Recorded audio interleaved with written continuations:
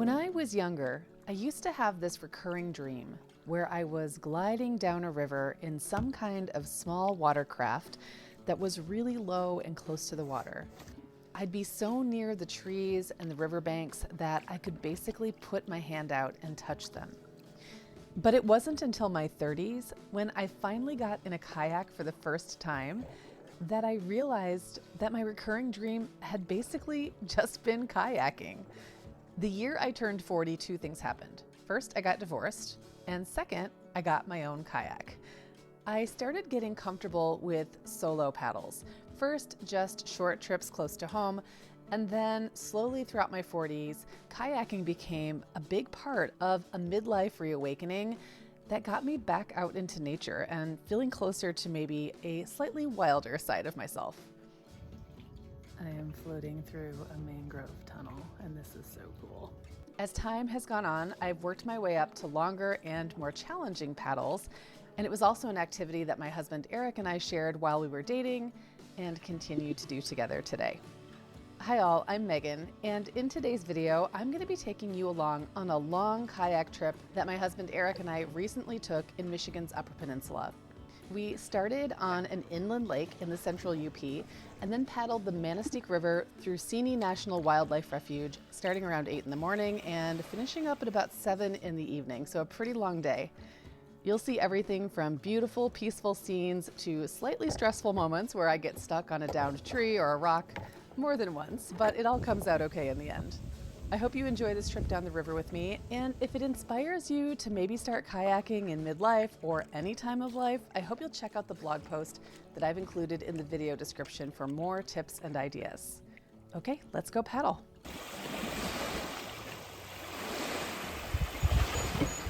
Good morning.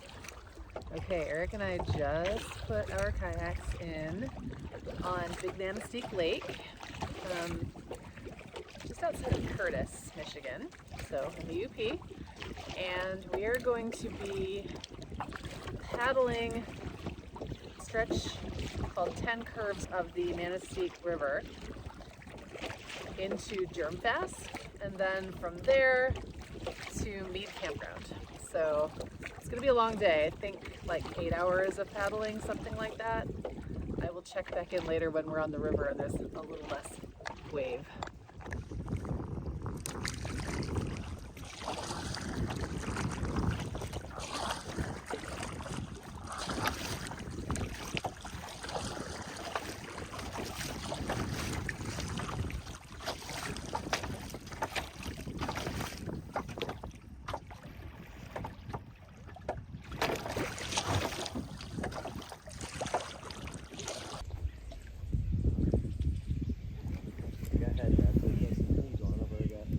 You can see the Big Manistique Lake behind us, and we are at the mouth of the river right now, paddling away.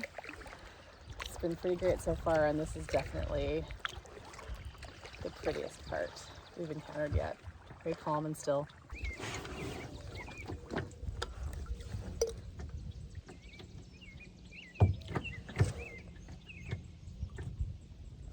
Had to have my tea, of course.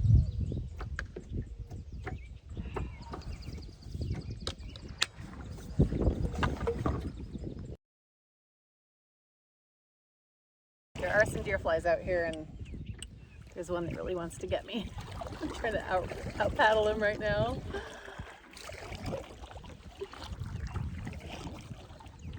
I need a little more bug spray.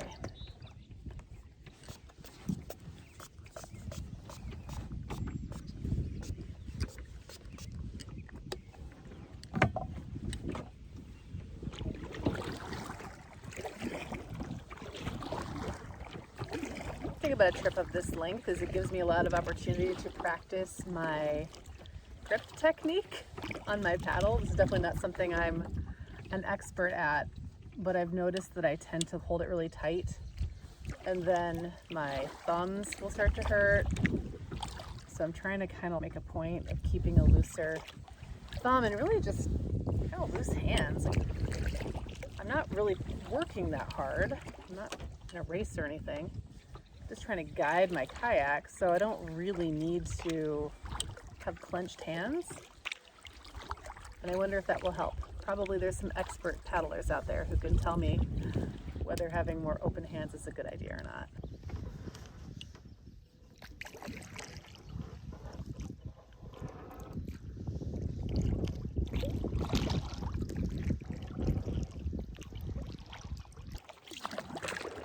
All right, coming around a curve.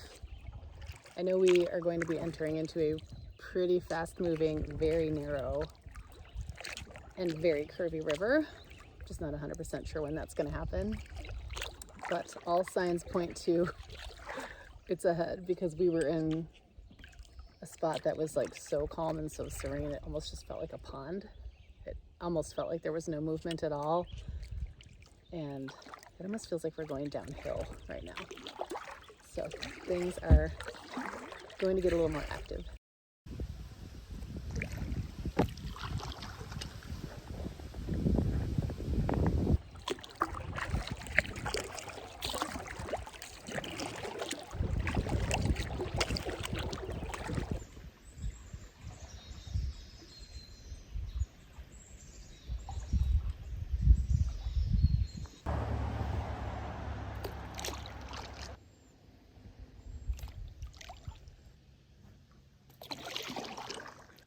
Is there spiders under here?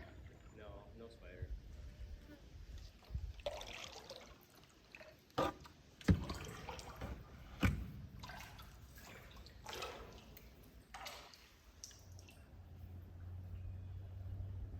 This is pretty. Uh-oh. Uh-oh.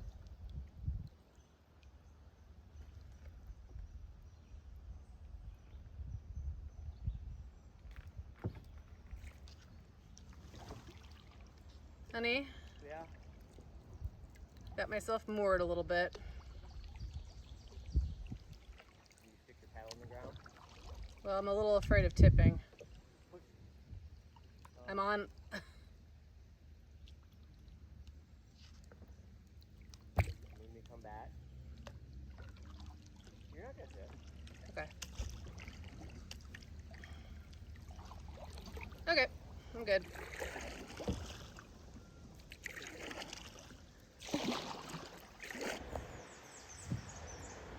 Okay, so now we're coming up on a dam.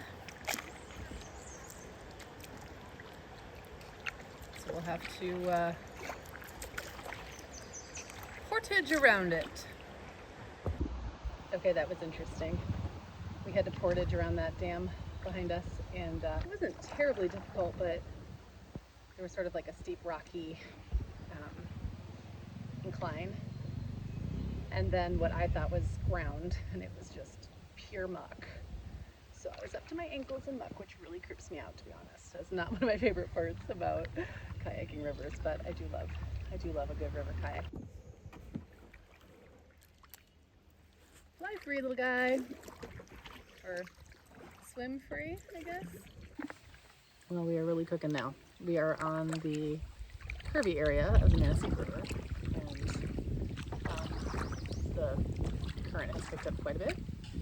There's a few down trees and things that I have to look out for, but it's a pretty relaxed paddle. Hi, little babies.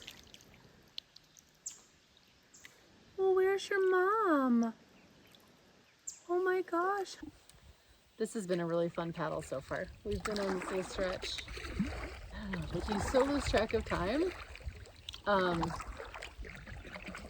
Maybe 45 minutes. It's very curvy and there's a good current. So when you come around these curves, it just kind of wants to take you right into the bank. So then I have to kind of like correct. Oops, just beached myself.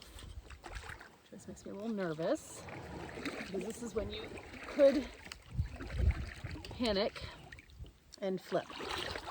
In this deeper water, it would not be a huge deal.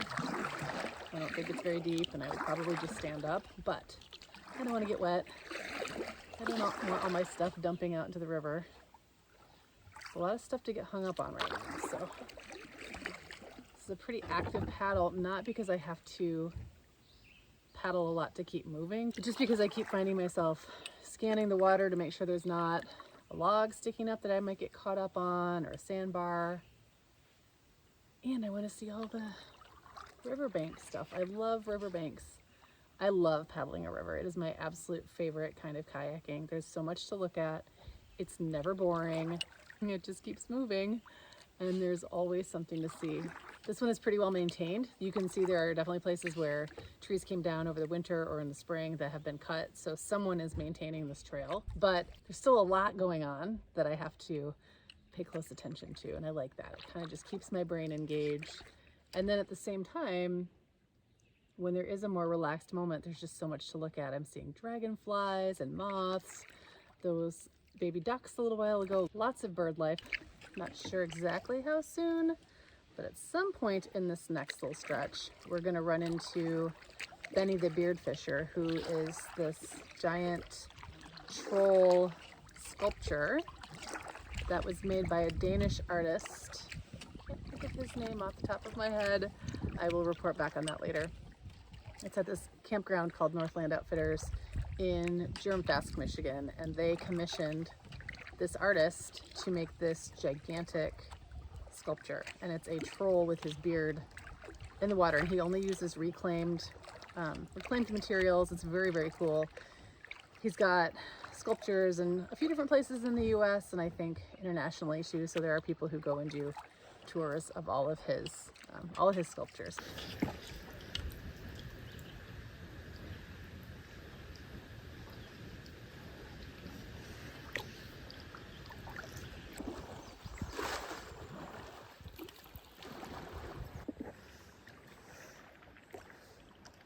Deer. A little rapidy up ahead of us. Okay friends, we're coming up into a little rapids. Doesn't look too bad.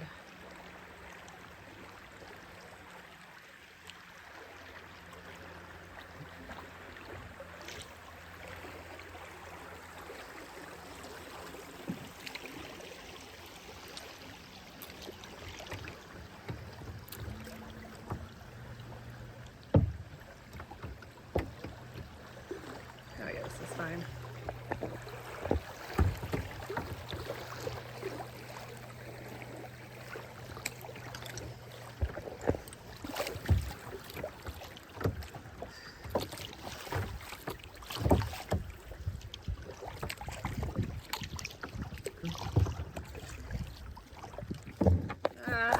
Now I'm stuck. Uh-oh, honey, I'm really, really stuck. My hair is stuck, my hat is stuck. My paddle is stuck on my life jacket. I got it. Probably got spiders in my hair. Maybe they'll eat the deer flies. I just got a little hung up on a tree. It was like my hair, my hat, and my paddle, and my life jacket all got stuck on that tree, but I made it through. This spot is so cool. We came up to this island and there was a sign that said like hard to the left and easy to the right. We went the easy way. That's where I got caught. But it's just really narrow and windy. And I think pretty soon we're gonna be at Benny the Beardfisher. And then we're gonna get out and probably have our little picnic lunch and use the bathroom and maybe shop their little camp store a bit. You've got a log in front of you. Thank you, dear. It was another one of those where Eric's like, you got a log, and I'm like, where's the log? I don't see it. And then it was too late, but I just kind of sailed right over it.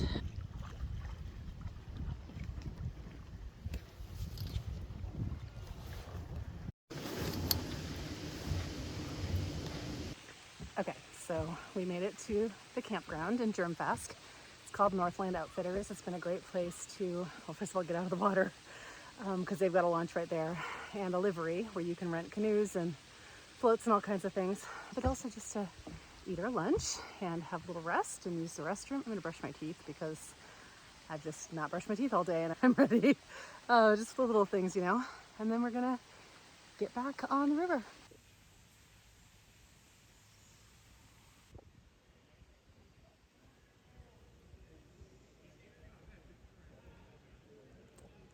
We're back on the river and we are paddling through the Seney Wildlife Refuge right now.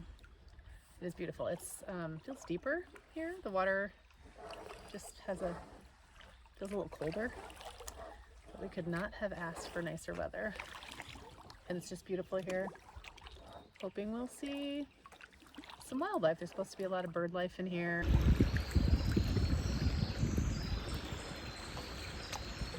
We may still have 4 more hours. Right. We can push it harder if you want.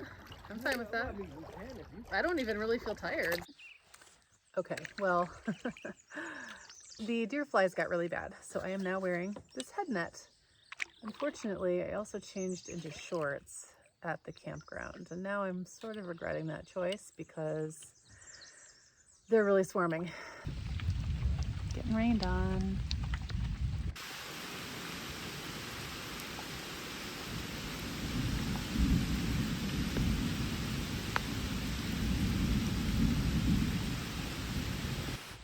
Well, it's raining pretty hard and we heard some thunder, so we got off here on the banks for a little while. It's supposed to clear up pretty soon, and then we will get back on the river. We had to stop for about 45 minutes and let the rain storm pass, and now it's clear out and the temperature's great, but we're a little wet, and the bugs are very excited about this new development. So, keeping the head net on, but sure is beautiful here.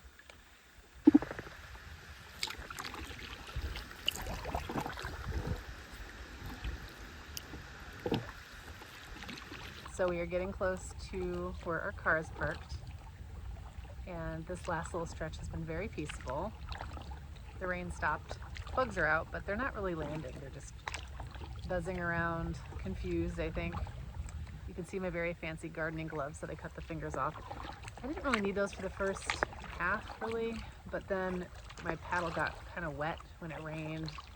It was slipping and sliding, and I might have gotten blisters, and I didn't have very good control. Plus my hands were cold, so these came in very handy.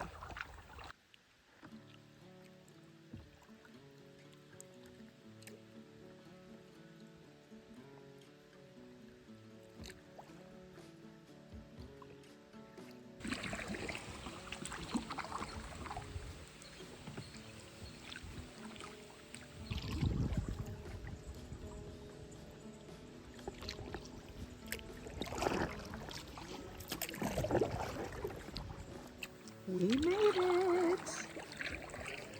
Coming up to the dock right now.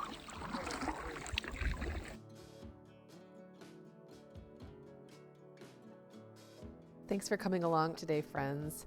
I hope this video inspires you to try out something you've been dreaming about.